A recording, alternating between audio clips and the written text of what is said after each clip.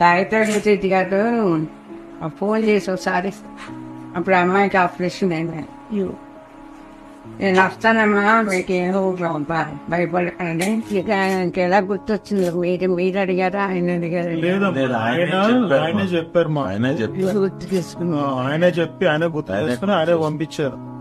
అప్పుడు వెళ్ళిన తర్వాత రావడం కుదరక 6 రోజులు అయిపోయింది కదా, మర్చిపోయారేమో అనుకో.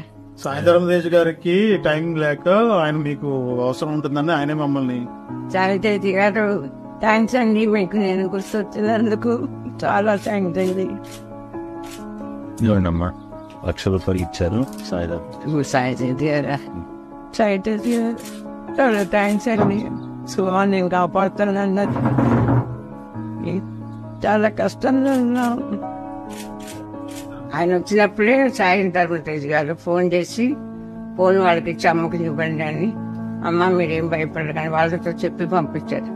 నేను అన్నానని చెప్పండి, నేను నాకు షూటింగ్లో ఉన్నాను, వచ్చి జీవితాంతం ఆవిడ బాధపడకుండా ఉండేలా నేను చేస్తాను, ఏదో ఒకటి ఆవిడకి లోటు లేకుండా నేను చూసుకుంటాను, అన్నీ ఇస్తాను. ఆవిడ జీవితాంతం నేను ఏదో ఒక అండగా ఉంటాను, ఏదో ఏర్పాటు చేస్తాను ఆవిడకి లోటు లేకుండా అని చెప్పారట. చాలా సంతోషించాను. ఫోన్ నా చేతికి చాలా థ్యాంక్స్ అండి, మీరు మంచివాడు కాబట్టి మిమ్మల్ని చూసే వీళ్ళు కూడా మంచిగా ఉన్నారు, ఇట్లా హెల్ప్ చేస్తారండి వాళ్ళు అని చెప్పారు, మీకు హెల్ప్ చేస్తాను. ఆ తర్వాత ఇంక యాక్సిడెంట్ అయింది, రాలేదు, మాట్లాడారు. మా అదృష్టాలు వాళ్ళు బాగుండాలని ఎంతో దేవుడిని ప్రార్థించారు. కొన్ని అవసరాలు వచ్చారు, మీరు మమ్మల్ని గుర్తుపెట్టుకున్నందుకు చాలా చాలా సార్. మీరు యాక్సిడెంట్ అయినప్పుడు దేవుడిని ప్రార్థించాము, మీరు బాగుండాలండి. భగవంతుల దయ వల్ల మీరు మంచివారు కనుక బయటపడ్డారు. మీరు గుర్తుపెట్టుకున్నందుకు మేము చాలా కష్టాలు పడ్డాము. హార్ట్లో చెప్పారండి వీళ్ళు. అమ్మాయి కాలు దిగింది, అమ్మాయికి చాలా దుఃఖంలో మేము చచ్చిపోదామని నిర్ణయం చేసుకున్నాక మీరు ప్లీజ్ పంపించారు.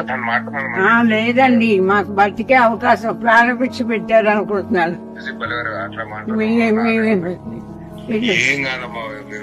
హార్ట్లో చిరంజీవి గారు 3 లక్షల వరకు ఇచ్చారండి మాకు.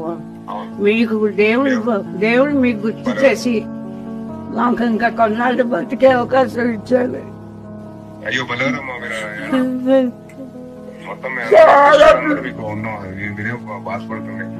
చాలా దుఃఖంలో ఉన్నామండి. ఇలాంటి సమయంలో మీరు నా అమ్మాయి రోజు ఏడుస్తుంది.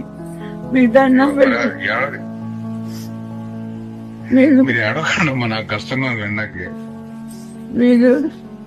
మీరు సమయానికి నాకు నా బిడ్డకి ప్రాణం విడిచి పెట్టారు.